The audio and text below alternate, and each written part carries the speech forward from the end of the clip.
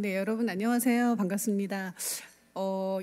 2019년에 제가 여기 호텔에서 조차는 아니었던 것 같고 세미나에서 여러분들 뵀던 것 같은데요. 벌써 3년 차 시간이 너무 빠른 것 같아요. 3년이 됐고 마스크를 벗고 저도 강의하는 게 오늘이 처음이라서 되게 어색해요. 차라리 이렇게 마스크로 가리고 있을 때는 오히려 좀 더 편한 것 같은데 그리고 사실 이렇게 좀 나이 이렇게 중년을 넘어가면 여자들 제 친구들이 그러더라고요. 마스크 벗는 게 싫다. 마스크 이렇게 하고 있을 때는 한 몇 살은 어려 보였다고 하더라고요. 근데 이게 딱 벗으면서 얼굴이 다 드러나면서 오히려 좀 뭔가 어색하다 이런 얘기들을 하는데 아무튼 반갑습니다. 여러분들 오랜만에 뵈서 제가 이번 시간에 말씀드릴 거는 아무튼 2022년에 지금 유통 채널이 어떻게 좀 변화하고 있고 소비도 여러분들과 좀 관련된 식품과 관련된 얘기들 잠깐 드리고요. 그리고 시사점에 대해서 말씀을 드리도록 할게요. 시간이 한 30분인데 저는 조금 초과될 것 같습니다. 조금 제가 장표는 많이 해왔는데 좀 빠르게 진행하도록 할게요. 네, 저는 신세계랑 이마트에서 좀 오랫동안 근무를 했었고 현재는 동국대에 산학교수로 일을 하고 있습니다. 네, 그래서 크게 세 가지인데요. 유통 채널의 변화 좀 살펴보고 소비 트렌드 키워드 몇 가지 말씀드리고요. 그리고 시사점 정리해서 말씀드리겠습니다. 주로 식품을 중심으로 신선을 중심으로 좀 말씀을 드리겠고요. 일단은 지금 세계보건기구에서 2월 달에 이제 발표를 한 거에 따르면은 유럽도 팬데믹의 지금 마지막 단계고 오미크론이 발현했던 남아공 같은 경우도 지금 4차 확산 종식 선언을 했고 아시아에서는 확진자가 더블링 현상, 그러니까 2배로 늘어났던 그런 현상이 3월을 정점으로 하락이 되고 있는 그런 상황입니다. 한국도 지금 이제 뭐 거의 엔데믹은 아니지만 이제 거리두기가 종료됐기 때문에 이제 엔데믹을 향해서 지금 가고 있는 거죠. 그러다 보니까 일단 소비 측면에서는 아무래도 이제 리오프닝이 되다 보니까 그동안 정말 이제 보복 소비, 아까도 말씀하셨지만 보복 소비와 이연 소비, 그러니까 좀 밀어놨던 그런 소비들이 다시 굉장히 활성화가 되면서 어떤 소비 측면에서는 변곡점이 나타날 수 있는 모멘텀이 되게 강화될 걸로 그렇게 예상을 하고 있습니다.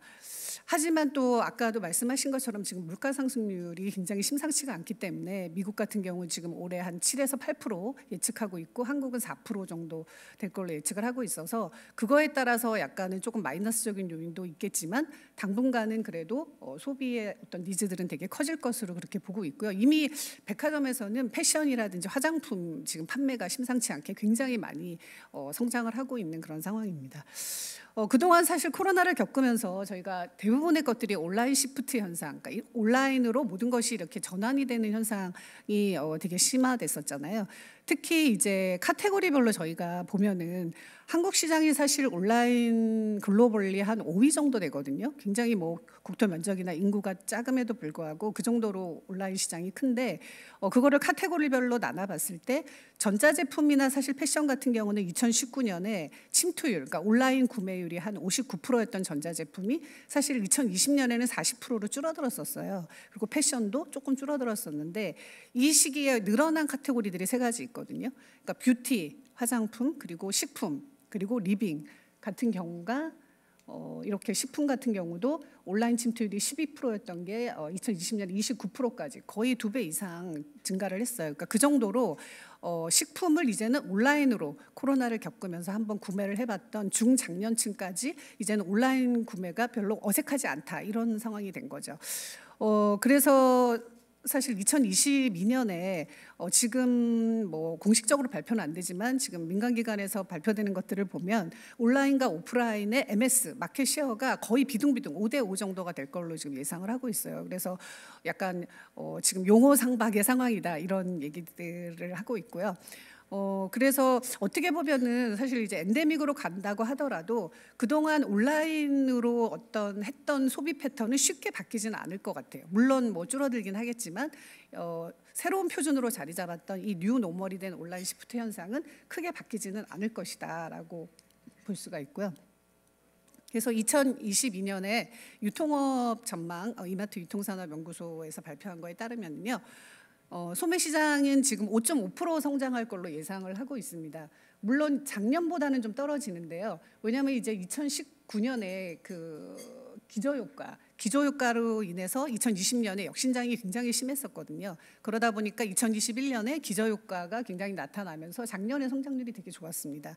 하지만 올해는 그거보다는 약간 떨어지지만 그래도 소매성 시장은 5.5% 정도 성장할 걸로 이렇게 예상을 하고 있어요. 대신에 상반기에 좀 더 많이 신장할 것이다. 그래서 상고 하저 패턴이 갈 것이다라고 예상을 하고 있고요.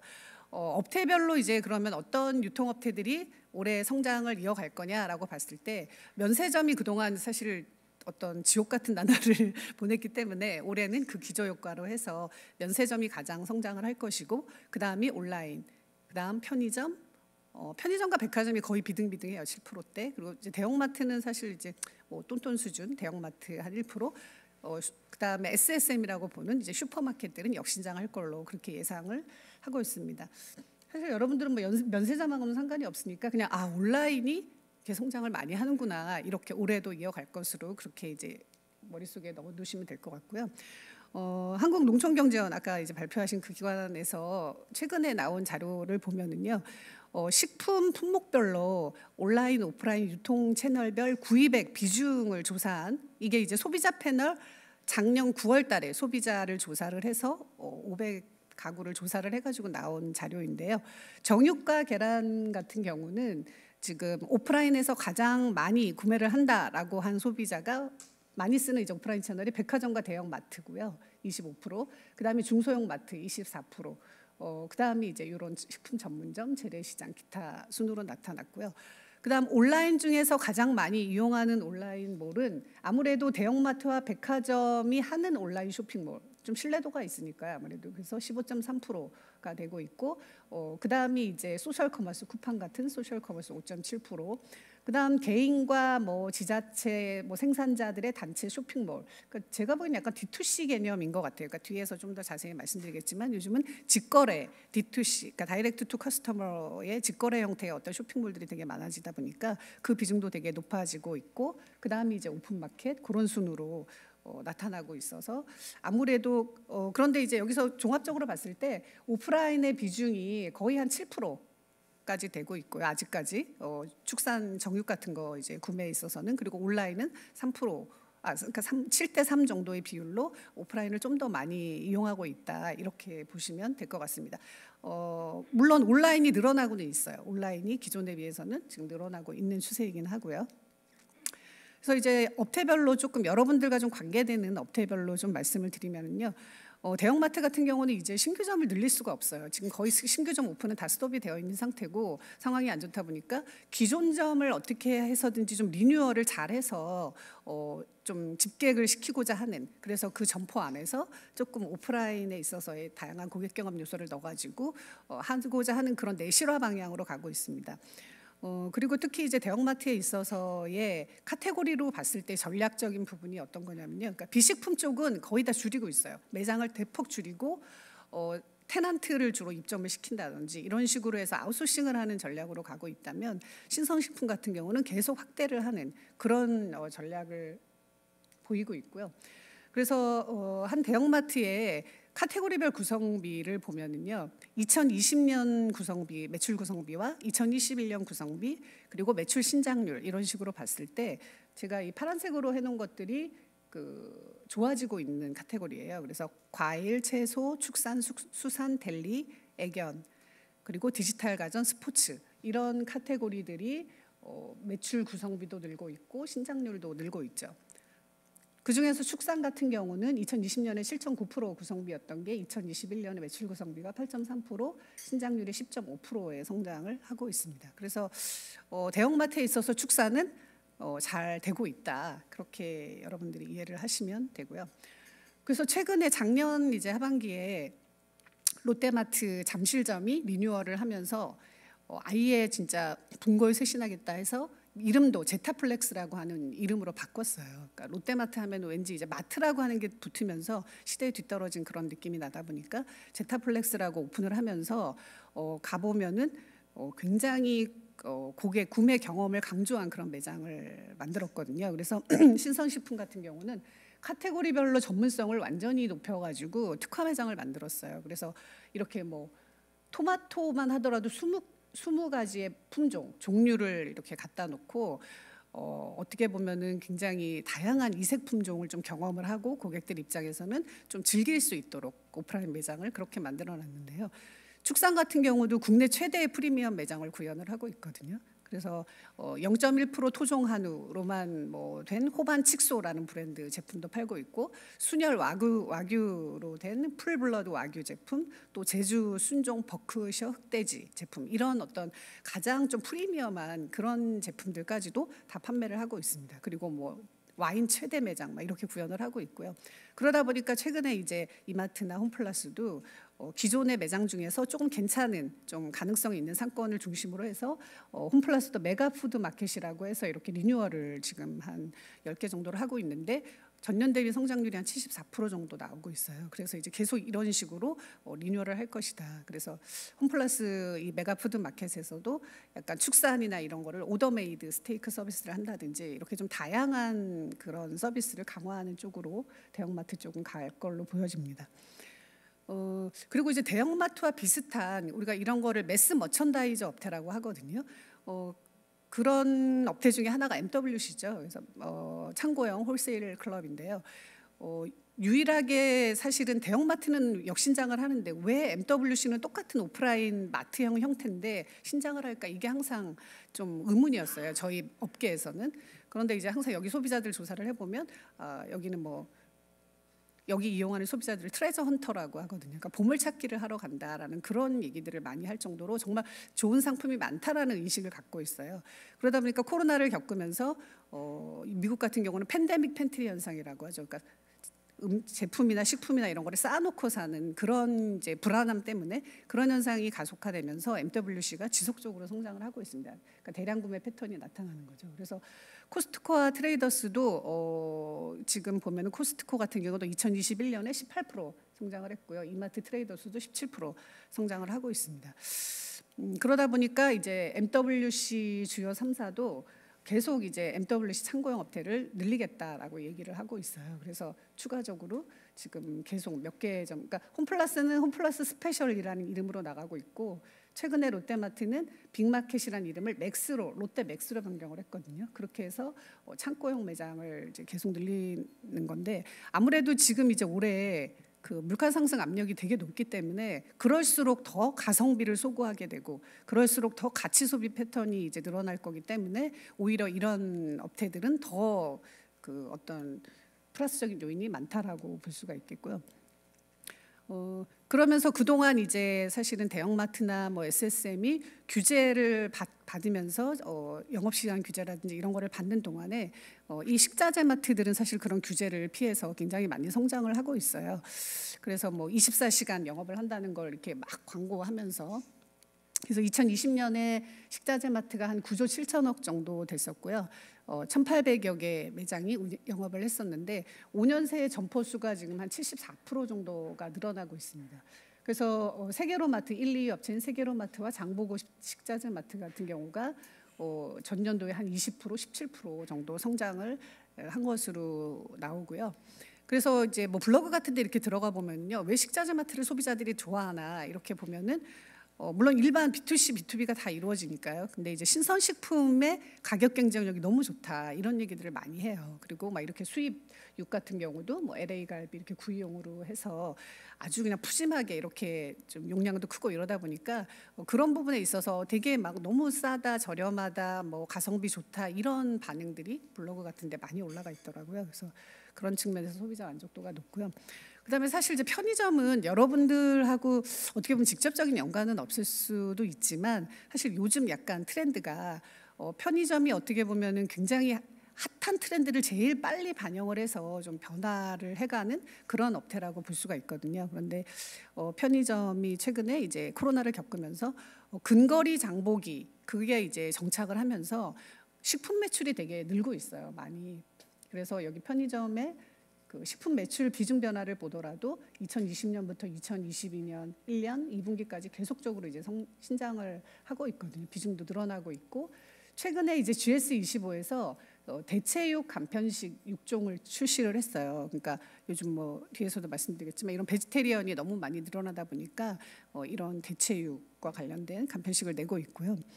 그리고 이제 편의점은 아무래도 퀵커머스를 둘러싼 경쟁이 되게 치열해요. 그래서 뭐 그동안은 배달 서비스를 뭐 서울이나 수도권 위주로 했다면 이제는 전국으로 확대를 해서 하고 있고, 뭐 요기요라든지 뭐 카톡 플랫폼, 그리고 자체적인 앱, 뭐 GS25는 우딜 같은 거, 우리 동네 딜리버리라고 해서 그냥 일반인들이 걸어서 도보로 배달을 해주는 그런 일반인을 또 모집을 해서 배달을 해주고 있고, 그래서 한 1천여 종의 상품을 1시간 내에 배달해주는 이런 퀵커머스 경쟁이 되게 치열하게 이루어지고 있습니다. 요즘 조금 재밌는 그 사례는요, 농협이 이마트24하고 제휴를 맺어가지고 농협24 신선 정육점이라는 컨셉으로 해서 이렇게 매장 내에 그 정육을 테스트를 하고 있어요. 그래서 사실 되게 좀 의아한데 뭐 편의점에서 이렇게 정육까지 하나 이런 생각이 드는데, 아무래도 이제 가장 근거리에서 소비자들이 편하게 빨리 뛰어가서 이렇게 뭔가를 사올 때 편의점만한 이제 업태가 없다 보니까 사실은 슈퍼의 그 매출을 편의점이 많이 흡수를 하고 있어요. 그래서 이제 시간 제약이 없는 그런 편의성 때문에도 많이 활용을 하고, 그래서 농협의 콜드체인 시스템을 통해 가지고 중간 단계 없이, 유통 단계 없이 국내산 신선육을 바로 제공하는 그런 측면에서 테스트를 지금 하고 있습니다. 그래서 뭐 주택가, 이렇게 단독 세대가 많은 주택가라든지 휴양지 특수상권 이런 데서 이제 테스트를 하고 있고요. 그러다 보니까 이제 일본의 로손 같은 경우는 이제 로손 100이라고 해서 이거를 미니 슈퍼화하고 있어요, 편의점을. 그래서 이제 코로나 시기에 이제 1인 가구도 증가하고 집에서 해먹는 홈쿡 패턴이 이제 늘다 보니까 편의점의 간편 가정식, 신선, 냉동식품 이런 거를 되게 많이 강화를 해가지고, 그러니까 식사 지원 편의점이라는 컨셉으로 해서 약간은 작은 슈퍼 이런 식으로 편의점을 좀 대형점 같은 경우는 그렇게 바꿔가는 그런 형태가 지금 보이고 있습니다. 그 다음에 이제 뭐 온라인몰이 사실은 지금 이제 뭐 온라인몰 내에서 신선식품 경쟁이 굉장히 치열하죠. 그러니까 이거는 왜냐하면 그동안은 온라인몰에서 뭐 가전, 패션 이런 거 위주로 팔았다면 이제는 남아있는 마지막 그 시장이 신선이다라고 해서 그쪽, 그러니까 신선 제품을 산다는 거는 그만큼 정기적으로 온라인몰을 찾아 들어오는 고객이 굉장히 많다는 거거든요. 그러니까 신선을 그래서 강화를 하고자 하는 이제 니즈가 바탕에 깔려 있는 거죠. 고객을 그만큼 계속 우리 쇼핑몰로 유입시키기 위해서. 그러다 보니까 뭐 종합몰, 오픈마켓, 소셜 커머스, 요즘은 뭐 네이버나 카카오 같은 플랫폼 커머스들, 그리고 신선 전문몰, 버티컬 커머스라고 하는 신선 전문몰 간의 경쟁이 되게 치열해지고 있죠. 지금 온라인 3사 중에 점유율이 가장 많은 게 네이버예요. 네이버가 사실 온라인 시장을 다 먹는다라고 얘기가 될 정도로 17% 정도가 되고, 그다음에 이제 쓱닷컴이 이베이 코리아를 인수하면서 15% 정도 가져가고 있고, 쿠팡이 13% 정도 됩니다. 그래서 여러분들도 뭐 사실 뭐가 필요해서 내가 뭘 사야지라고 했을 때 어디부터 들어가시나요? 네이버부터 먼저 들어가서 일단 검색을 하잖아요. 뭐 냉장고가 뭐 어디가 싼가 이런 식으로 해서. 그러다 보니까 네이버로 들어가서 검색을 하다 보면 이런 스마트 스토어들이 거의 최저가로 이렇게 올라와 있기 때문에 결국은 그쪽으로 들어가서 구매를 할 수밖에 없는 그런 상황이 되는 거죠. 그래서 네이버가 네이버 페이를 통해서 결제 시스템도 가져가고 있고 하다 보니까 정말 이렇게 수직 계열화로 모든 게 이루어지는 그런 식으로 해서 온라인몰을 많이 이제 잡아먹는 상황이 되고 있고요. 그래서 이렇게 뭐 우리가 들어가서 뭐 수입 소고기라든지 뭐 이런 식으로 그 검색을 하면 이렇게 다양한 스마트 스토어가 나오고 그 안에서 이제 들어가서 구매를 하게 되는 그런 소비 패턴으로 자꾸 변화가 되고 있는 거죠. 그래서 뭐 온라인몰 중에서도 사실 뭐 오아시스 워낙 많이 들어보셨을 텐데 그 세상에 없는 가격을 내세우고 있죠. 그래서 오아시스 같은 경우는 산지 생산자 단체와 직거래를 하면서 그 물류 창고로 바로 이제 직배송이 되고, 그리고 또 이제 오아시스가 되게 잘하고 있는 게 온라인뿐만 아니라 오프라인 매장도 가지고 있어요. 그러다 보니까 재고를, 그러니까 온라인에서 판매하다 남은 재고는 오프라인으로 빨리 옮겨가지고 판매를 한다든지, 오프라인에서 남은 건 온라인으로 옮긴다든지 이런 식으로 해서 재고를 거의 각각 제로에 가깝게 맞춰가고 있기 때문에 유일하게 지금 흑자를 내고 있는 그런 회사고, 올해 이제 IPO 지금 상장을 계획을 하고 있죠. 그래서 실제적으로 소비자 입장에서 들어가 보면은 이렇게 뭐 오아시스 19짜리 1번란 19짜리가 3,600원인데 쿠팡에서는 15구가 11,900원 이런 식으로 반값 신선 상품이 그러니까 매일 이렇게 바뀌면서 메인 페이지에 이렇게 올라오다 보니까 소비자 입장에서는 여기는 정말 이렇게 올가닉한 제품이 되게 저렴하구나라는 그런 이미지를 확 가져갈 수 있는 거죠. 그래서 뭐 뉴질랜드산 토마호크가 뭐 30% 할인한 가격으로 이렇게 판매가 되고 있고 또 새벽 배송을 하고 있고. 그리고 온라인에서 사실 이제 요즘 그러니까 유통업계 뉴 노말이 이제 새벽 배송이다 이런 얘기를 할 정도로 사실 처음에는 새벽 배송이 뭐 쿠팡이나 마켓컬리가 가장 먼저 시작을 했죠. 그러다가 쿠팡, 오아시스, 헬로네이처, 스타컴 이 정도만이 새벽 배송을 했었는데 요즘은 뭐 G마켓도 스마일클럽 자기네 유료 회원 대상으로 서울 지역에 새벽 배송을 테스트를 하고 있고 네이버 장보기 고객도 스타컴의 이제 물류센터를 통해서 새벽 배송을 해주고 또 GS 프레시몰 같은 경우도 새벽 배송 지역을 확대하고 뭐 인터파크도 자기네들 신선식품 전용관인 파머스파크 안에서 새벽 배송을 해주고 있고 그래서 이 새벽 배송 시장 규모가 거의 2022년에 9조였던 게 2023년 12조까지 갈 걸로 이렇게 예상을 하고 있습니다. 그런데 뭐 이런 대형사만 새벽 배송을 하느냐 그렇지는 않아요. 요즘 이런 팀플래시라든지 프레시메이트, 뭐 프레시솔루션 이런 중소규모의 그 물류 전문 업체, 스타트업이 성장을 하면서 이런 업체들이 이제 새벽 배송을 대행을 해주면서 이쪽 시장이 굉장히 많이 늘어나고 있죠. 그래서 이 팀플래시 같은 경우도 자사의 콜드 체인 플랫폼을 활용을 해가지고 지금 뭐 오아시스나 정육각, 뭐 이베이, NS홈 쇼핑 이런 데가 팀플래시를 활용을 해서 새벽 배송을 또 일부를 하고 있습니다. 실제적으로 소비자 조사를 해보면은요. 온라인 플랫폼에서 이루어지는 서비스에 대한 이용 만족도를 보면은 새벽 배송이 제일 높아요. 거의 5점 척도에 4.08을 차지할 정도로 새벽 배송에 대한 만족도가 높고요.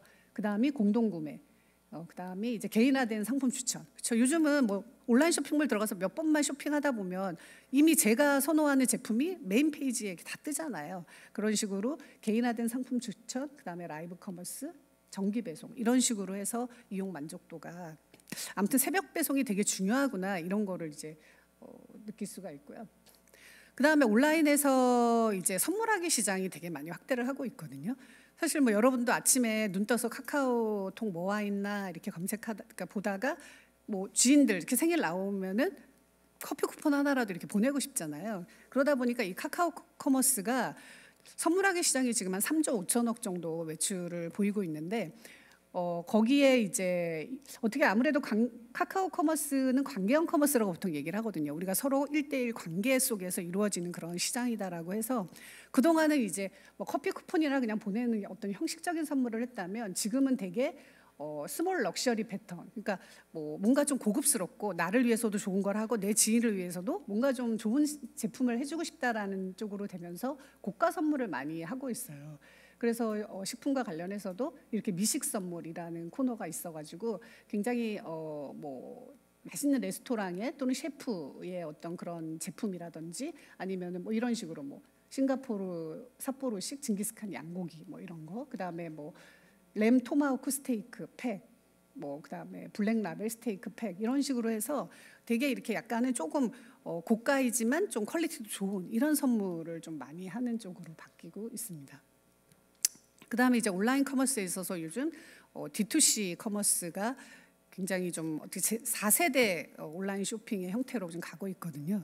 그래서 이거는 뭐 중간 유통 과정을 일단 생략하고 생산자, 제조자가 소비자에게 직접 판매하다 보니까 이렇게 유통 경로가 뭐 사실 신선 같은 경우는 뭐 7단계, 뭐 8단계까지도 된다라는 얘기를 하고 있는데 이렇게 이게 2단계, 3단계로 이렇게 줄어드는 거죠. 그러다 보니까 좀 저렴하게 소비자한테 줄 수도 있고 고객 데이터가 쌓일 수도 있고 이런 식으로 이제 장점이 많다 보니까 이런 직거래가 확대가 되고 있습니다. 그래서 외국 같은 경우도 이런 스페인에서는 클라우드 파밍이라 그래서 소비자와 파머를 직접 연결해주는 그래서 소비자가 어떤 주문이 들어오면 그거에 맞춰서 재배까지 수확까지도 결정을 하게 되는 이런 형태로 좀 이런 패턴들이 보여지고 있고요. 그래서 신선식품 같은 경우는 뭐 여기 이게 잘못됐네. 네. 그 D2C 업체 중에 유명한 것들이 수산에서는 뭐 얌테이블, 파도상자, 뭐 인호교주 해적단, 뭐 이런 오늘의 회 이런 업체들이 있고요. 정육에서는 여러분들 많이 아시는 정육각, 뭐 미트박스, 6g, 셜로인 이런 업체고, 과일에서는 뭐 공신의 아저씨, 배달의 농부, 뭐 돌쇠의 농산물 이런 식으로 약간 버티컬 그 카테고리 안에서의 수직 계열화를 하는 이런 업체들이 되게 많이 있습니다. 최근에 조금 약간 서프라이즈했던 게 정육각이라는 그 D2C 업체가 초록마을 유기농 그 전문점이 초록마을을 인수를 했거든요. 사실 되게 규모가 작은 회사이지만 아무래도 정육각이 이 D2C 업계를 좀 새로 개척한 이런 업체다 보니까 IT가 워낙 잘 되어 있고, 그래서 IT를 기반으로 한 뭐 온라인 판매를 뛰어넘어서 아마 오프라인 매장까지도 전체를 수직 계열화하고자 하는 그런 니즈였던 것 같고요. 또 이제 포스트 코로나가 되다 보니까 이제는 오프라인이 뜰 것이다라고 생각을 하는 거죠. 그래서 온오프를 아우르는 어떤 밸류체인을 구축하고자 하는 그런 배경에서 이번에 초록마을을 인수를 해서 좀 지켜보면 되게 재미있는 케이스가 될 수 있을 것 같고요. 그리고 뭐 이거는 수산 쪽인데, 파도상자 같은 경우는 이렇게 사이트에 들어가 보면 어부들의 공정거래 플랫폼이라고 이렇게 기치로 내세우고 있어요. 그래서 어부가 직접 잡아서 바로 쏜다라고 해서 소비자들이 조업 요청이라는 코너가 있거든요. 그래서 뭐 뭘 잡아주세요, 뭘 잡아주세요 이런 식으로. 그러니까 진짜 어떻게 보면 되게 재밌는 컨셉인 거죠. 그래서 막 이렇게 조업 현황도 막 알려주고, 지금 뭐 비가 와서 못 나가고 있다, 좀 며칠 더 기다려야 된다, 막 이런 식으로 고객들한테 알려주다 보니까 고객들도 되게 생동감을 느끼고 재밌다라고 하고 있고, 그래서 고객 사이트에 제가 블로그에 들어가 보니까 이렇게 정말 강추하고 싶은 사이트다. 안 없어지고 오래 갔으면 좋겠다. 초심을 잃지 않았으면 좋겠다. 진짜 산지 직송 해산물을 구매하고 싶은 사람 여기 꼭 이용해봤으면 좋겠다라고 이렇게 추천을 할 정도로 이런 직거래 사이트들이 되게 뜨고 있습니다. 뭐 라이브 커머스는 여러분들 많이 아시는 부분이죠. 아무래도 수수료가 TV 홈쇼핑에 비해서 10분의 1 수준이고, 또 구매 전환율이 이제 보통 한 1%대 이커머스가 보이는데, 라이브 커머스는 한 5에서 8% 정도 구매 전환율이 높고, 중국의 왕홍 같은 경우는 인플루언서들 라이브 커머스 한 20% 돼요, 구매 전환율이. 그러니까 10명 중에 2명이 구매 전환을 한다는 거죠. 그래서 라이브 커머스에서 여러분들 뭐 가끔가다 많이 이제 수입률 같은 경우도 이용을 하실 텐데, 소비자들이 선호하는 건 아무래도 네이버 쇼핑 라이브, 그리고 카카오, 잼 라이브, 쿠팡 라이브, 쓱닷컴 라이브 순으로 선호를 하고 있습니다. 아무래도 이쪽이 기본적으로 이제 구매 고객들이 확보가 돼 있다 보니까 이런 사이트들을 많이 선호를 하고 있고요. 최근에 또 카카오가 이 전문 라이브 커머스 업체인 그립을 인수를 했거든요. 그래서 요즘 아무튼 이 라이브 커머스 플랫폼들 간에도 굉장히 경쟁이 치열하게 전개가 되고 있습니다. 그래서 소비 관련 키워드 몇 가지만 살펴보도록 할게요. 아까도 그 앞에서 말씀하신 강의에 보니까 2+1, 2+ 등급이 제일 많이 신장을 했다라고 한우가 그렇게 말씀을 하셨던 것처럼 굉장히 소비가 양극화되고 있다라고 볼 수가 있어요. 그래서 프리미엄급 제품을 또 선호하는 고객도 많이 늘고 있습니다. 아무래도 뭐 맛집을 많이 찾아다니고 SNS에 인스타그래머블하게 올리고 이러다 보니까 그런 거에 대한 자신도 모르게 미각 소비, 미식 욕망이 되게 커지는 거죠. 그리고 요리 미디어 콘텐츠를 많이 보다 보니까 그런 고품질 식재료에 대한 컨선이 되게 커지다 보니까 이제 프리미엄 소비를 하게 되고요. 그래서 이 셜로인 같은 아까 D2C 업체는 축산을 브랜딩화해서 되게 부가가치를 제고를 하고 있어요. 그래서 이렇게 사이트에 들어가 보면 부위별로 약간은 브랜딩을 해가지고, 뭐 샤토브리앙 같은 경우는 최고급 안심을 아주 입에서 녹는 그런 안심을 샤토브리앙이라는 이름으로 이렇게 판매를 하고 있고요. 그리고 르똥 같은 경우는 최고급 와규를 이용해서 유럽산으로 육포를 만든 그런 제품인데요. 그런 걸 르똥이라고 이렇게 해가지고 육류 부위별로 그렇게 고기를 브랜딩화하면서 미트 디렉터를 지향하고 있다라고 얘기를 하고 있습니다. 그래서 한우를 디자인한다 이렇게 얘기를 하고 있고요. 그리고 이제 뭐 요즘 ESG가 가장 화두잖아요. 그러다 보니까 소비자도 미닝아웃 소비, 그러니까 내가 하는 소비가 나를 나타낸다라고 생각을 해서 어떤 제품에 있어서는 보이콧하거나 바이콧하는, 그러니까 뭐 어떤 굉장히 착한 어떤 판매자는 가서 몰려가서 막 이렇게 사주는, 돈줄을 내주는 이런 형태로까지 바뀌고 있는데요. 그래서 뭐 최근 소비자들이 중요한 요소들을 보면은요, 밸류미, 그러니까 기업의 사회적 책임, 그리고 또 프로텍트미, 안전, 뭐 건강, 우리 가족들의 건강, 그리고 또 투명함, 정직성 이런 거를 되게 중요하게 생각을 하고 있어요. 그래서 뭐 Z세대 79%가 자신의 가치에 부합하는 상품과 브랜드를 구매하겠다라고 하고, 또 탄소 배출에 대한 그런 컨선이 커지다 보니까 베지테리안이 되게 늘고 있고 대체육 소비가 증가하는 부분들이 있습니다. 그래서 이제 뭐 미국의 월마트 다음에 2위 업체죠. 타겟 같은 경우도 이렇게 매장에 가면은 제품별로 웰니스 정보를 이렇게 아이콘화 시켜가지고 다 제공을 하고 있어요. 그래서 뭐 논톡신 제품이다, 이거는 올가닉 제품이다, 뭐 이런 거는 뭐 그 식물 기반의 제품이다, 뭐 이런 형태의 제품 정보를 투명하게 다 제공을 하고 있고, 아마존 같은 경우도 친환경 인증을 확대해가지고 아마존에서 판매되는 모든 상품에 대해서 19개 친환경 인증을 연계를 해서 그 인센티브를 제공하는 그런 형태로 지금 인증을 많이 하고 있습니다. 그래서 신선식품을 구매할 때 고려하는 요인을 조사를 이제 해보면은요, 양파, 마늘, 감자, 쌀, 계란, 요 맨 오른쪽에 있는 게 계란이거든요.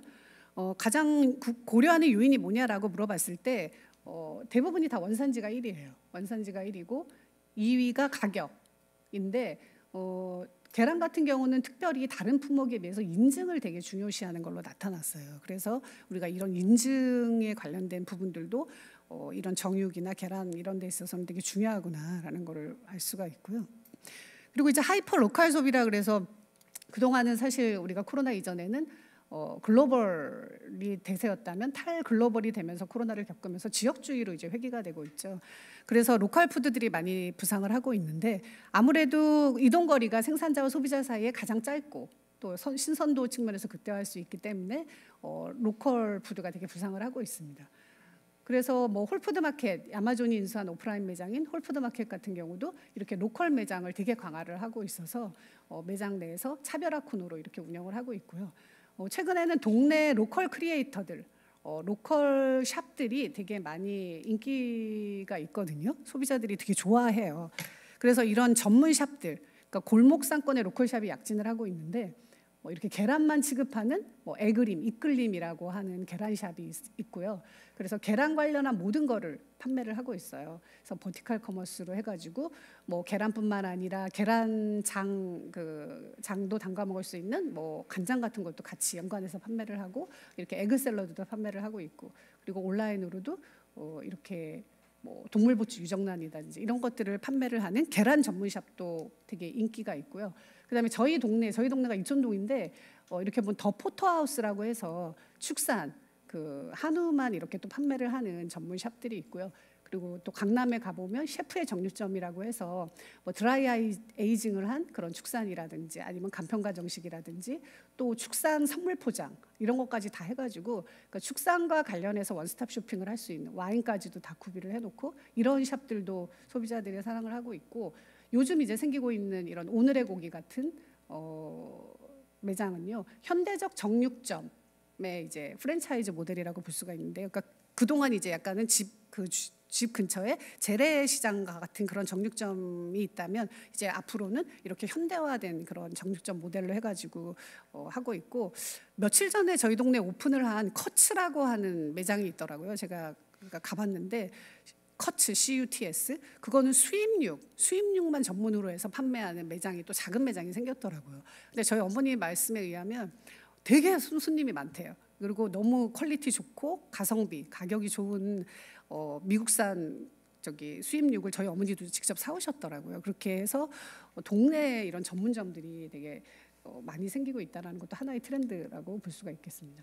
그다음에 이제 뭐 큐레이팅해서, 그러니까 잘 골라서, 소비자들이 사실 의사결정 장애에 있는 소비자들이 요즘 많잖아요. 막 복잡해지고 이러다 보니까 전문가들이 잘 큐레이팅해서 정기 구독을 하는 서브스크립션 소비도 많이 늘고 있어요.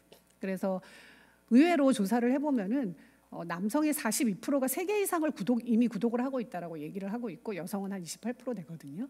그래서 뭐 합리적 가격으로 구매를 할 수 있고, 기업의 입장에서는 안정적 수익을 확보하고 충성 고객을 확보할 수 있기 때문에 이런 이제 정기 배송을 많이 하고 있는데요.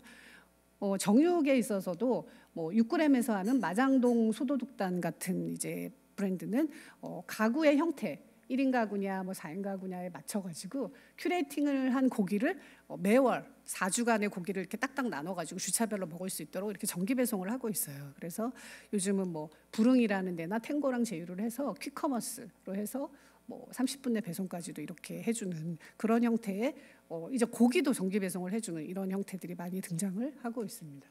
네, 그래서 마지막으로 시사점을 좀 정리를 해보면요.